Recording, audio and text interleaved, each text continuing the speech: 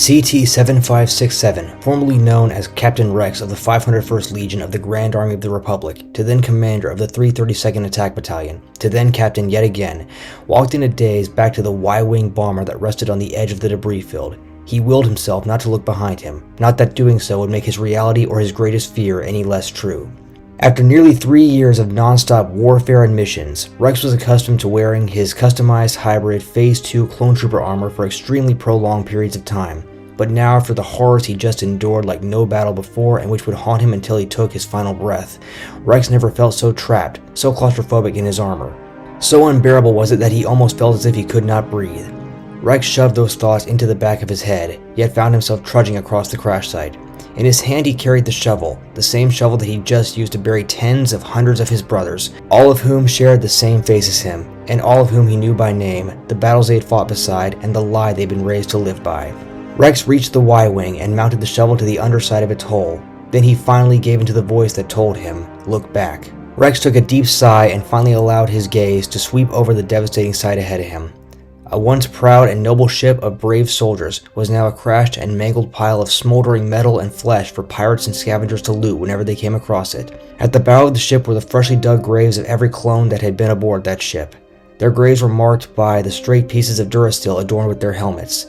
One of them had the blue and white markings of the 501st Legion painted on it, along with the crest of the government the trooper had died believing in. Whether the clones truly believed in the Republic, or if it was something the Kaminoan inhibitor chips had done to them at the command of Order 66, he wasn't sure. But he knew he'd failed to protect them more now than any man who had died beside him on Geonosis, Umbara, or Mandalore. He knew about the chips, yet he'd ignored the itch in his head that they were for a purpose. He did not understand it then, but he did now.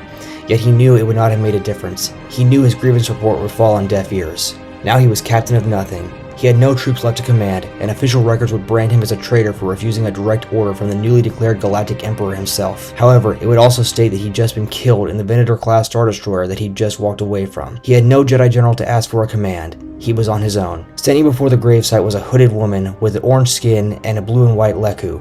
Rex knew her all too well, and he knew she was having similar thoughts as he was. That this is not how it should have ended, but it was going to end this way no matter what they could have done differently. In my book, experience outranks everything, Rex had once told the young woman, but no experience either of them had in all their years of training and fighting outranked this. It had all been for nothing. Rex watched the hooded woman hold up and look over the weathered hilt of a lightsaber for a long time before she finally summoned up the willpower to let it fall out of her hand into the freshly turned dirt. Rex felt as devastated as she must. He knew she didn't want to leave it behind any more than he wanted to leave his men behind. It was the only way to honor them, yet keep themselves out of the Empire's crosshairs. And then it hit him.